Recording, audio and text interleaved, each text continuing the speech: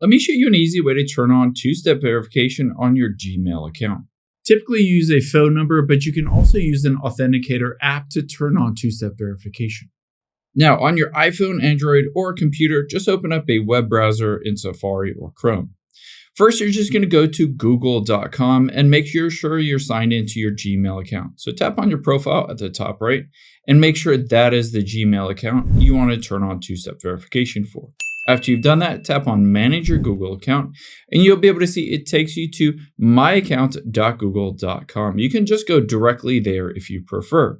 From here, let's swipe over at the top, tap on Security, and then towards the bottom here, you'll be able to see two-step verification. All you need to do is tap on it. You'll be able to see it's currently turned off. All I need to do is hit Turn On Two-Step Verification, and it will go through the process of turning it on. Keep in mind, you might also want a Google prompt, authenticator, and a phone number linked to that two-step verification.